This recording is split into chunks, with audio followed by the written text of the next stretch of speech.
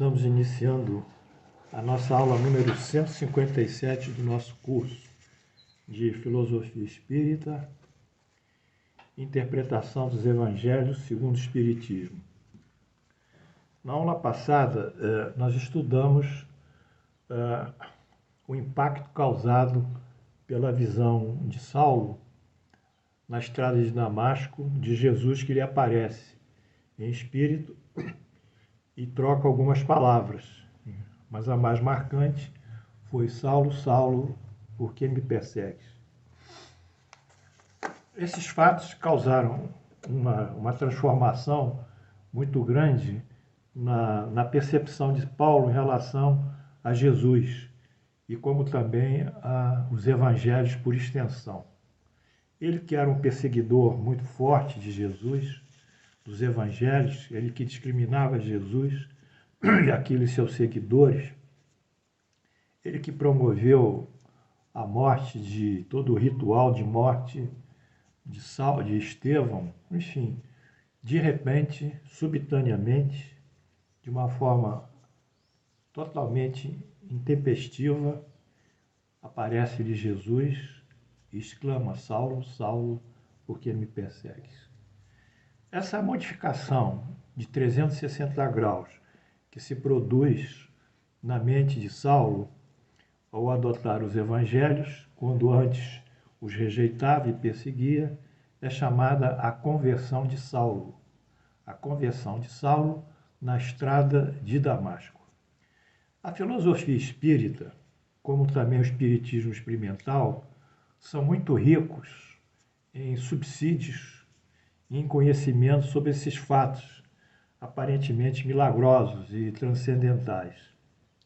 Como nós temos estudado, a filosofia espírita ela produz as grandes indagações das questões humanas, como quem é Deus, de onde nós chegamos, o que é a vida, o que é a morte, o que é a reencarnação, o que é a doença, o porquê dos sofrimentos, enfim, qual a nossa relação com o próximo. A filosofia espírita é altamente indagativa e, nesse sentido, as suas indagações são centralizadas no mundo espiritual, na vida dos espíritos, que é trazida também para a Terra através do processo reencarnatório. Obviamente, ela produz essas indagações e responde. Não é uma filosofia fechada, uma filosofia dogmática ou sistêmica. É uma filosofia que está aberta a toda a série de críticas, discussões e, por que não dizer, fatos novos que surjam e que possam modificar os seus princípios. Mas os princípios morais são sempre, como vêm de Deus e procedem de Deus, esses não são modificáveis. Esses são eternos e imutáveis. Os outros fatos, conhecimento dos espíritos, mundo dos espíritos, descrição dos espíritos, interferência dos espíritos no mundo terrestre ou no mundo corpóreo, tudo isso pode ser modificado à medida que as investigações avançam, como toda a ciência. E pelo lado do espiritismo experimental, nós atentamos contra os fenômenos basicamente mediúnicos, os fenômenos ligados ao perispírito, que são os dois fatores que desenvolvem a mediunidade. Quer dizer, o perispírito é o órgão responsável maior pelos eventos mediúnicos. Então, nesse sentido, nós vamos estudar o porquê dessa visão de Paulo em relação a Jesus, do ponto de vista do espiritismo experimental, e vamos fazer uma série de indagações calcadas também na filosofia espírita. Eu acho essa aula um pouco, talvez seja um pouco curta, mas ela é muito importante. Eu me alegro muito quando eu trago a vocês, meus alunos, coisas boas, coisas sadias, coisas lógicas, racionais. E isso parece que esses temas me vivificam, me fortalecem o próprio espírito também e a forma de me dedicar a essa obra, a essa missão. Então vamos aqui nas preliminares, a filosofia espírita, o espiritismo experimental. A filosofia espírita oferece valiosos subsídios que ilustram o porquê não dizer da tão surpreendente e instantânea conversão de Saulo. Primeiro item, escolha do gênero de provas. Como se observou, escolha do gênero de provas, é o primeiro item.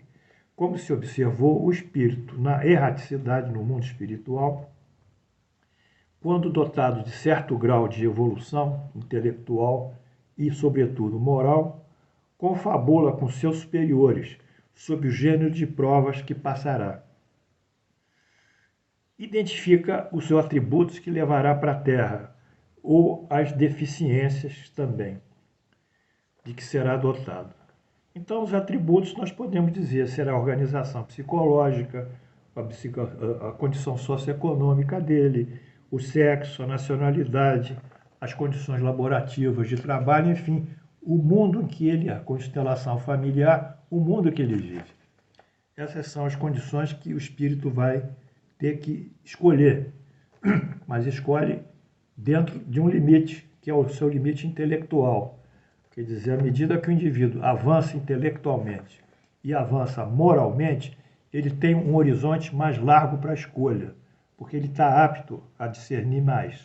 À medida que o indivíduo ainda está no nível mais basal, intelectual e moral, os espíritos têm uma intervenção mais forte na determinação do seu destino. Ou seja, o livre-arbítrio é exercido, mas exercido também na medida que o indivíduo se desenvolve, moral e intelectualmente. É como um sujeito que estudou e que se moralizou, então ele abre um livro e ele entende com muita facilidade o texto, o conteúdo do livro, o finalismo que o escritor se propõe.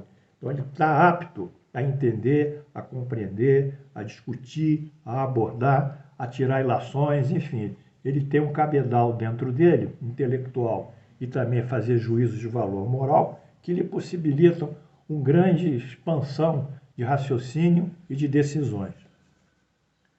Por outro lado, o indivíduo que não alcança esse nível, ele não vai abrir o livro, ele não vai entender, não vai fazer as conexões de um parágrafo com o outro, ou mesmo dentro de um parágrafo, do início do parágrafo ao final, não vai poder saber interpretar até aquele pequeno parágrafo. Então, é como a gente chama hoje, são os analfabetos funcionais. Eles escrevem, leem, mas não entendem nada do que escrevem, e na hora de fazer contas também tem muita dificuldade. Então, esse paralelismo que nós queremos colocar, ele serve também para o mundo espiritual. Portanto, ele vai escolher o gênero de provas compatíveis à sua capacidade de exercer o livre-arbítrio e ter discernimento para tal. Saulo tinha por missão, primariamente, promover a sincretização do judaísmo tradicional com o mosaísmo evangélico. Essa era a base dele, eu repito diversas vezes isso. Em razão do seu exacerbado orgulho, e de acordo com a psicodinâmica do seu espírito, quer dizer, o movimento mental, colocou dentro de si, introjetou, identificou a identificação de sua pessoa, de sua pessoal sobrevivência particular, com a da sobrevivência da dogmática judaica. Então ele confundiu ele, Paulo, pessoa, com a sobrevivência e com a dogmática judaica, com a ortodoxia judaica, e produziu uma síntese dentro dele. Formou assim a síntese psicológica espiritual dogmática, quer dizer, dele e do dogma. Muitas vezes o indivíduo, quando vai para a guerra, ele vai defender, então ele funde a sua sobrevivência com a sobrevivência do seu país, da sua bandeira. E ele luta não só para sobreviver, como também para manter viva a sua nação e a sua família liberta de qualquer invasão ou qualquer restrição. Então, essa fusão psicológica, espiritual, com o ideal é muito comum em pessoas. Mas, nesse caso, essa fusão se deu pelo orgulho de Paulo. Tudo se corporifica na mente de Saulo, que a partir de então atua na polaridade Saulo-Sinédrio, uma só coisa. Saulo-Sinédrio, uma só coisa na mente dele. Atacar o Sinédrio, atacar ele. Então ele tem que defender o Sinédrio como se defendesse ele. E aí ele parte para a agressão dos evangélicos. Bem, atacar o judaísmo, alheio aos profetas, é o mesmo que atacá-lo. Daí ter ocorrido o atravessamento da sua missão. Aí ele atravessou, esqueceu. Que era, mais uma vez, sintetizar o Evangelho de Jesus. Nessa fase ainda, com o judaísmo. No entretanto, o seu espírito, guardava, mesmo que inconscientemente, reminiscências de sua escolha quando encarnado. Quer dizer, ele já tinha num consciente espiritual, ele já tinha esses conhecimentos daquilo que ele escolheu lá em cima, quando exerceu o livre-arbítrio. A missão escolhida, e com ela, que é o gênero de provas. Então, ele escolheu essa missão e ele teria essas provas a passar. Vocês estão entendendo? Isso também se aplica a nós próprios também. Quando nós reclamamos, poxa, minha família é tão difícil, tenho problemas assim, assim. Tem que entender e olhar isso de fora, não de dentro. Olhe os seus problemas como se estivessem num palco qualquer. E os atores podem ser vocês, mas vocês são também espectadores. Olha isso lá. Veem como vocês se conduzem. Visualize o diálogo que vocês trocam com as pessoas, que vocês têm frustrações e não conseguem uma empatia, não conseguem ficar bem com elas. Visualizem como terceiros, e aí vocês vão saber que isso existe, que isso é de uma prova que vocês têm, mas vocês já têm os recursos do Espiritismo, já têm o recurso da doutrina, já têm os recursos de Jesus, vocês já têm condições de superar isso com tranquilidade, sem entrar em atrito, sem levantar a voz, sem agredir, sem se sentir frustrado. Ah, muitos dirão, mas eu sinto também, frustrado eu não posso sair. Claro, tem uma energia negativa também, não é? Não é só conversar, não é só dizer que vai superar, quer dizer, essa questão da autoestima, é como se fosse uma coisa, 2 mais 2 são 4 e acabou, faz a conta e supera a autoestima. Não, realmente tem um problema sério, que é a energia negativa que vão para vocês. Então vocês têm que se afastar o máximo possível dessa energia negativa, desses pensamentos de prejuízo que são dirigidos a vocês. As coisas não são fáceis, mas vocês de porte desses instrumentos e a própria energia negativa, quando vier, você se afasta, vão fazer a prece, vão ler um livro, deixa a pessoa ali enclausulada, né? Incorporada, fechada, com sentimentos de adversidade e até mesmo de ódio. Não faça, mas não entre nesse círculo vicioso. E aqui com Paulo, como nós estamos vendo também, ele teve as provas dele. O seu espírito, como nós dissemos, guardava as reminiscências e a escolha de quando ele fez lá em cima o que seria encarnado. Portanto, a ideia apostólica, encoberta pelo orgulho, dormitava. O orgulho cobriu aquela ideia do apostolado. Dormitava silenciosamente, qual a semente de uma planta, aguardando a estação do crescer e do verdejar. Bastaria pequeno estímulo, uma luz do sol, temperatura, umidade, para tudo aparecer. Bastaria a Saulo o impacto da força espiritual de Jesus, do magnetismo de Jesus, para seu espírito deixar cair o manto de orgulho, como a gente tira a catarata dos olhos, cai. Vivamente penetrando na consciência de Saulo e nos arquivos da verdadeira missão, até então esquecida. Vocês estão me acompanhando. A dinâmica. Não é um milagre. É um fenômeno que tem início, meio, fim, objetivo. Ele está recorrendo ao seu passado, né? Dentro dessa energia que Jesus promove. E foi isso que se deu ao toque magnético de Jesus. A visão de Saulo, a visão espiritual de Saulo, abriu-lhe como uma concha, e no seu interior encontrava-se deitada a pérola do seu trabalho destinado a divulgar os evangelhos. Então a visão se abriu. Muito bem. Então essa foi o primeiro item que eu quis falar, a eclosão das reminiscências, o de reviver das reminiscências relativamente à sua missão evangélica. Aí ele impactou e viu como um filme dentro dele. Agora vamos ver a visão espiritual. Como nós falamos, só ele que viu Jesus. Os que estavam com ele, Demétrio, Jacob, não viram Jesus. Não viram. Acharam até que ele estava delirando. Mas ele viu Jesus. Então ele viu pela visão espiritual dele. O que é visão espiritual? A visão espiritual também é chamada segunda visão, que é a visão do mundo dos espíritos. A primeira vista ou primeira visão é a nossa visão normal. Aqui nós estamos nos olhando, essa é a normal, nos vendo. A visão do mundo do espírito é a segunda vista. Muito bem. Vamos ver o que o professor Kardec diz no Livro dos Espíritos, edição da CELD, páginas 237 e 259. Pergunta 447. O fenômeno designado de segunda vista tem relação com o sonho e o sonambulismo? Responde o espírito. Tudo isso é uma coisa só. E ainda o espírito que está mais livre, embora o corpo não esteja adormecido. A segunda vista é a visão da alma.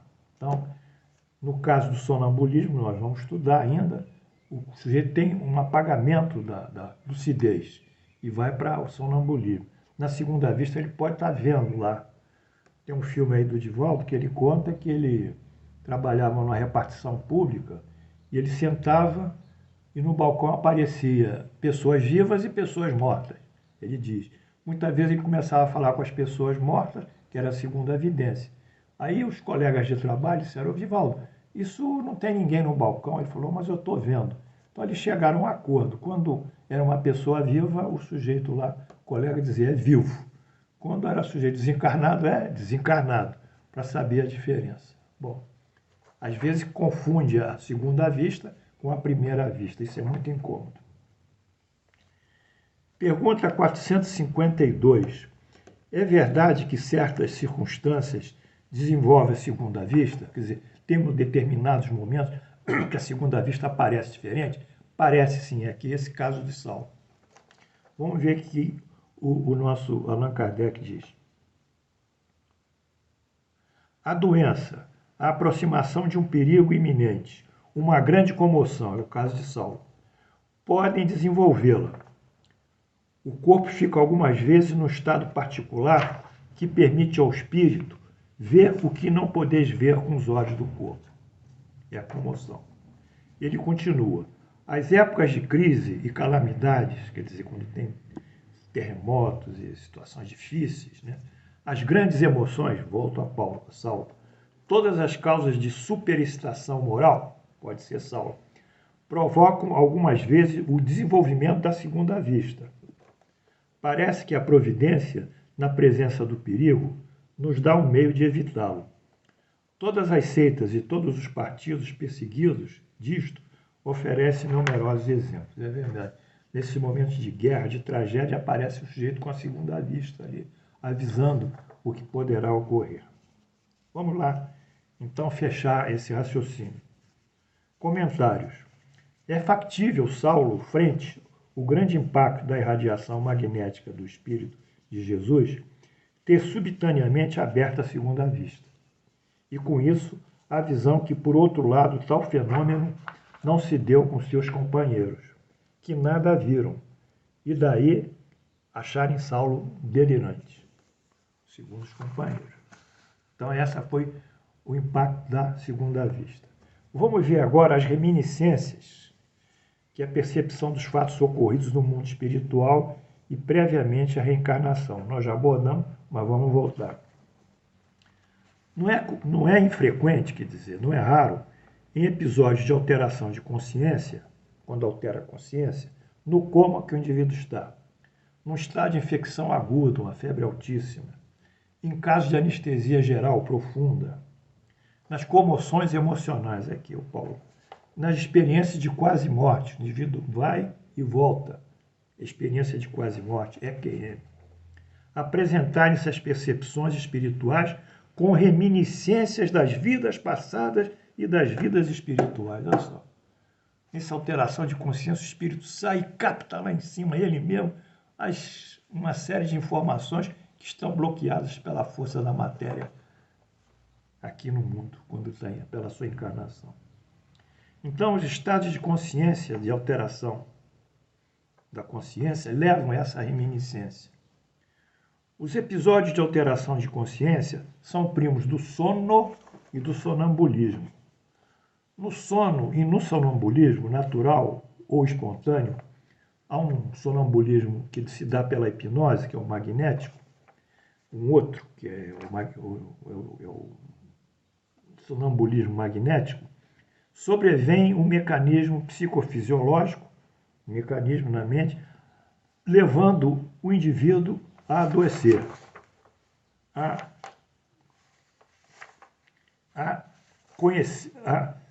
adormecer sua alma do corpo até o despreendimento. Então, no sonambulismo há um bloqueio da consciência, como um sonambulismo natural, ou sonambulismo provocado pela hipnose ou magnético, e ele entra na consciência dele, espiritual. Porém, no sonambulismo natural, diferentemente do sono, o indivíduo se levanta,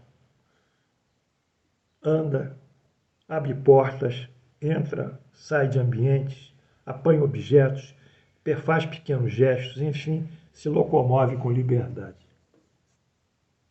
É possível Saulo, sob o impacto do magnetismo de Jesus, tenha sua consciência alterada.